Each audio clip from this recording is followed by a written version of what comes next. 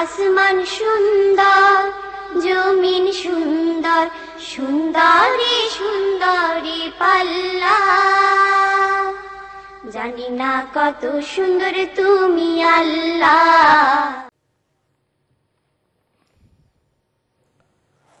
আসসালামু আলাইকুম রহমতুল্লাহি ওয়াবারাকাতুহু। প্রিয় ভাই বোনেরা, আবারও ফিরে আসলাম আমাদের প্রিয় অনুষ্ঠান জীবন জিজ্ঞাসায়। আশা করছি আপনারা আমাদের সাথেই আছেন। আমরা তৃতীয় সেগমেন্টে আলোচনার জন্য বরাদ্দ থাকে আমাদের সবসময়, বাট আজকে আমরা অনেকগুলো প্রশ্ন আমাদের জমা হয়ে আছে, আমরা প্রশ্ন উত্তরের দিকেই যাচ্ছি। আজকে কোনো আলোচনা আমাদের তৃতীয় সেগমেন্টে করছি না। প্রিয় ভাই বোনেরা, আমরা দুইটি প্রশ্ন পেয়েছিলাম একজন বোনের কাছ থেকে। আমরা একটি প্রশ্নের উত্তর দিয়েছি, আর একটি প্রশ্ন আমরা উত্তরের দিকে যাব শেখের কাছে। তার আগে একটি প্রশ্ন আমরা নিয়ে নিচ্ছি আমাদের কলারের কাছ থেকে। আসসালামু আলাইকুম। ওয়ালাইকুম সালাম ওয়া রাহমাতুল্লাহি ওয়া বারাকাতুহু। জি, আপনার প্রশ্ন বলবেন। ভাই, আমার একটা প্রশ্ন হচ্ছে যে আমাদের ওয়াসিয়তনামা, যেটা আমরা উইল, সাধারণত আমরা যদি যাদের ফ্যামিলি রয়ে গেছে বা বাচ্চা রয়ে গেছে, আমরা সাধারণত উইল বউ বাচ্চার নামে উইল করে দিই যাইকে আমরা। কিন্তু এছাড়া কি ইসলামে অন্য কোনো নির্দেশনা আছে কি না এই যে উইল সম্বন্ধে আর কি একটু কাইন্ডলি একটু বুঝাই বলবেন। ঠিক আছে, কেউ যদি ইচ্ছাকৃত ভাবে যদি ভাই বোন কাউকে দিয়ে যায় সেটা অন্য কথা, কিন্তু আসলে আপনার তো হক হচ্ছে আপনার সন্তান, আপনার ওয়াইফ। তো এইটা কাইন্ডলি একটু ভালো করে একটু অ্যানালাইজ করে দেন প্লিজ। Thank you. এটা আর অন্য কোনো প্রশ্ন নেই আমার। থ্যাংকস। জি, আমরা পরবর্তী কলে যাচ্ছি। উনি অবশ্য কানে কানে আমাকে প্রশ্ন বলে ফেলেছেন, আরেকজন যিনি ছিলেন। এনিওয়ে, আমরা চলে যাচ্ছি শেখের কাছে আগের একটি প্রশ্নের হাফ উত্তর এবং বাকি এই প্রশ্নটি উইলের বিষয়টি। বিরতিতে যাওয়ার আগে আমাদের কাছে যে প্রশ্নটি ছিল, বোনটি জিজ্ঞাসা করেছেন আইভিএফ একটা প্রক্রিয়া আছে, যাদের বাচ্চা হয় না তাদের বাচ্চা নেওয়ার জন্য অন্য আরেকটা পদ্ধতি, এক ধরনের প্রসেসিংয়ের মাধ্যমে বাচ্চা পাওয়ার চেষ্টা করা। এই টিউব বেবি অথবা আইভিএফ এটা জায়েজ হবে কিনা তিনি জানতে চেয়েছেন।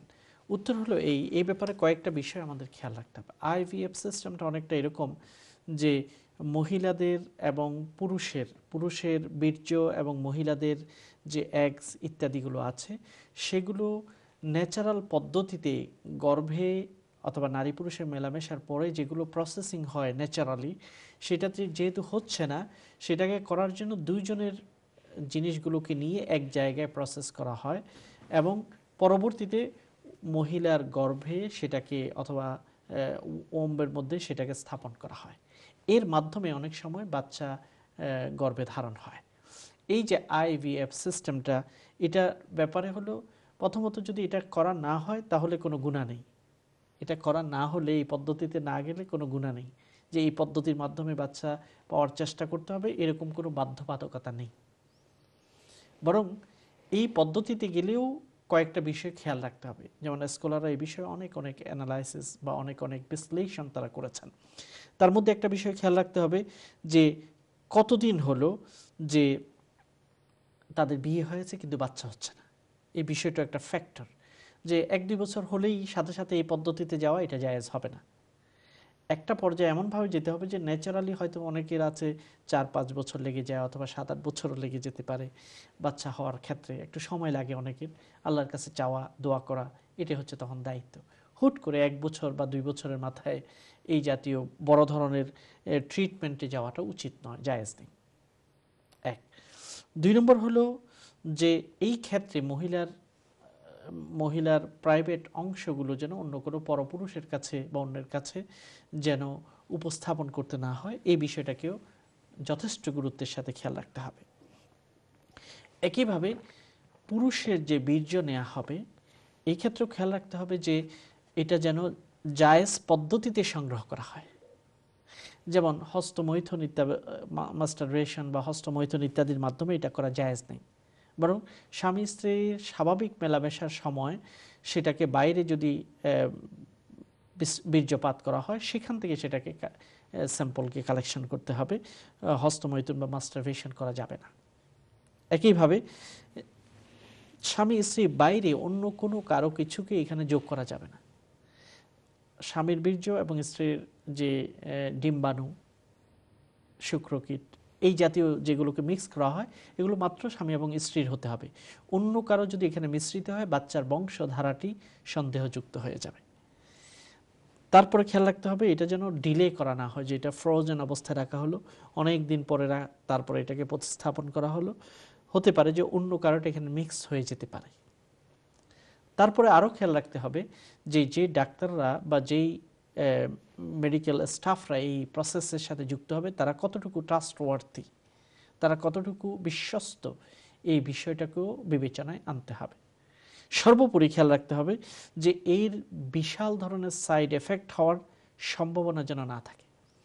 কারণ এই প্রক্রিয়ায় নারীকে গর্ভধারণের যদি চেষ্টা করা হয়, যদি মনে করা হয় যে ডাক্তারদের অ্যাসেসমেন্ট অনুযায়ী যেটা অনেক বড় ধরনের ক্ষতিকর প্রভাব তার শরীরের জন্য আনতে পারে, তাহলে এই জাতীয় ট্রিটমেন্টে যাওয়া যাবে না।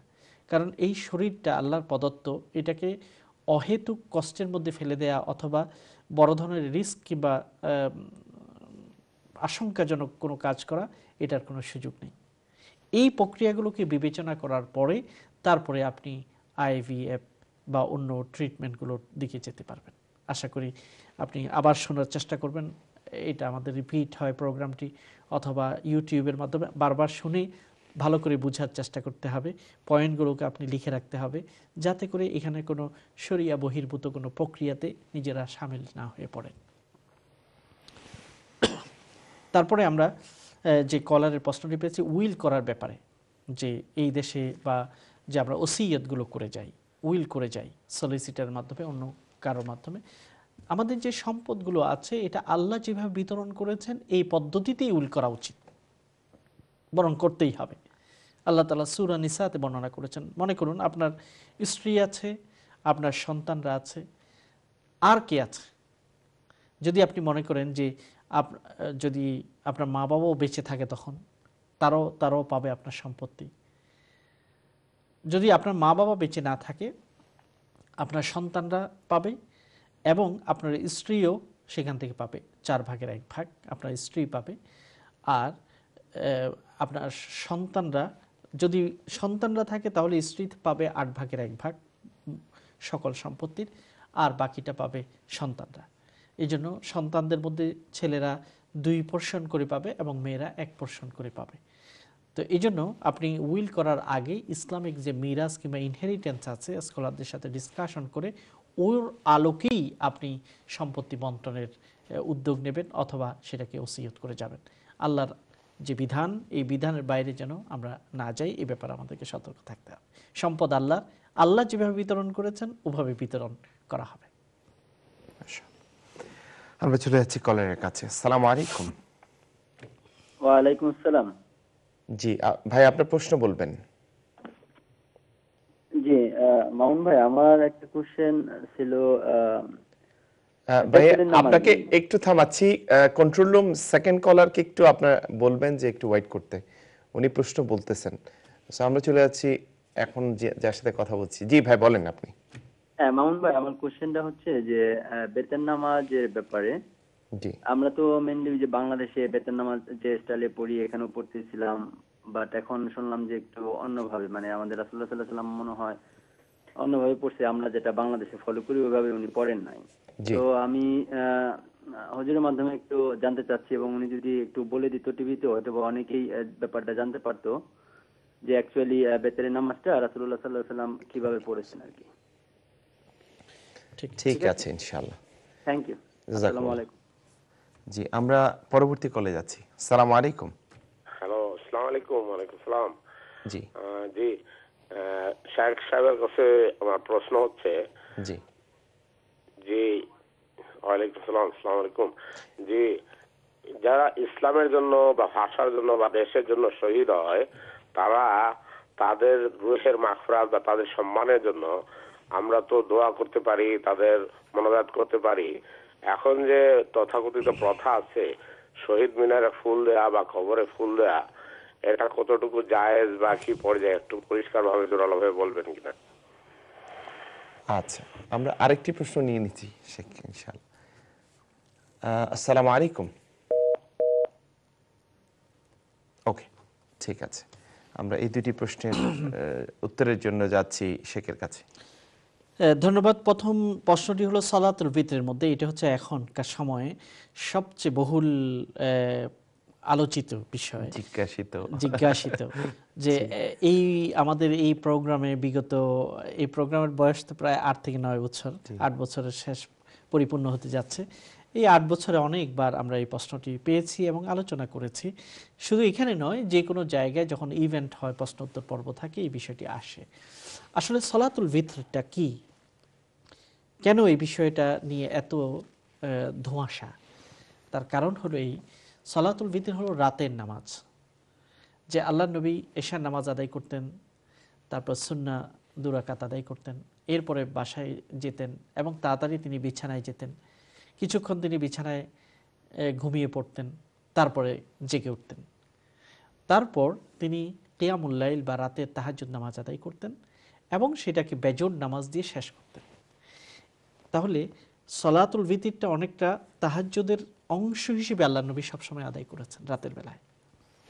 আর যেহেতু এটা রাতের বেলায় আদায় হয়েছে, জামাতের মাধ্যমে আদায় হয়নি, একাই কি আল্লাহ নবী আদায় করতেন, তো এই জন্য এটার বিভিন্ন রকম বর্ণনাকারীরা যখন তাকে যেভাবে দেখেছেন ওভাবে সেটাকে বর্ণনা করেছেন।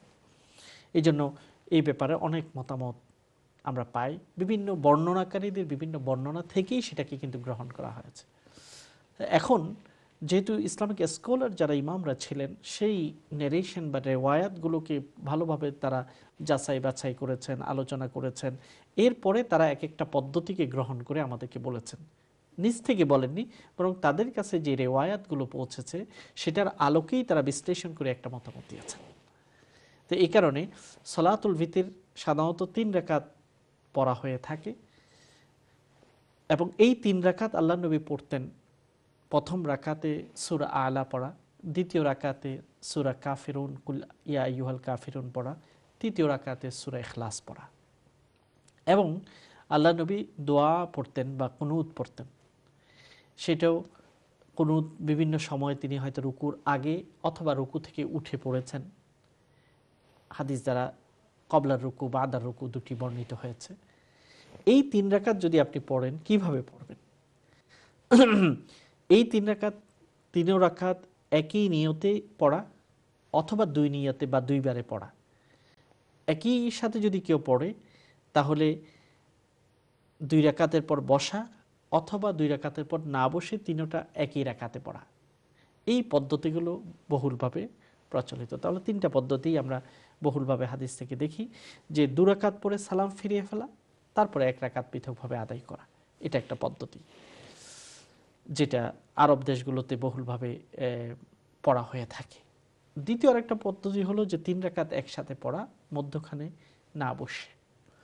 তৃতীয় আরেকটি পদ্ধতি হলো 2 রাকাত পড়ে বসা, এরপরে আরেকটি রাকাতের জন্য দাঁড়িয়ে গিয়ে তৃতীয় রাকাত বা বেজর রাকাত পড়া।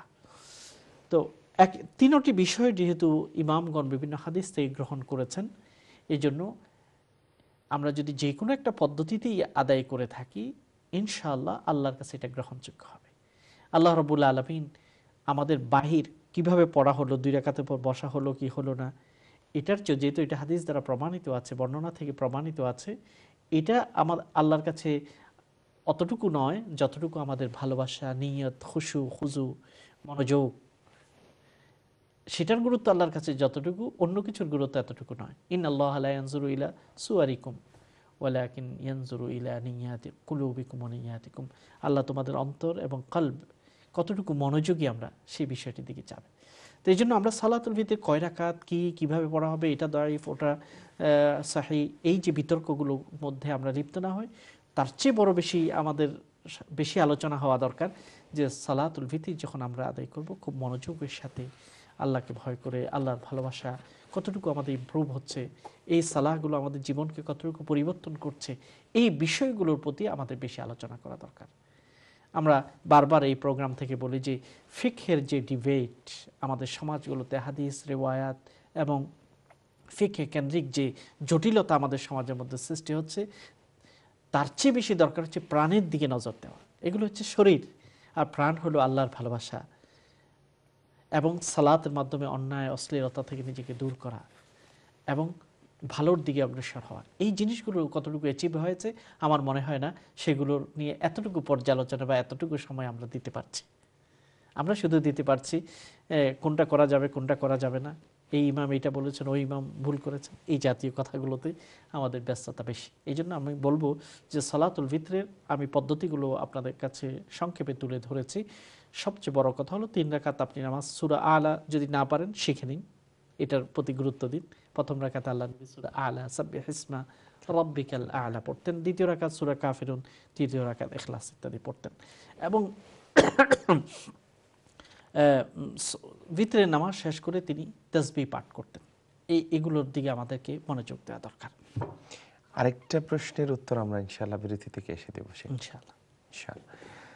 প্রিয় ভাই বোনেরা, যাচ্ছি ছোট্ট বিজ্ঞাপন বিরতিতে, ফিরে আসবো ইনশাআল্লাহ বিজ্ঞাপন বিরতিকে শেষ করে। আশা করছি আপনারা আমাদের সাথে থাকবেন।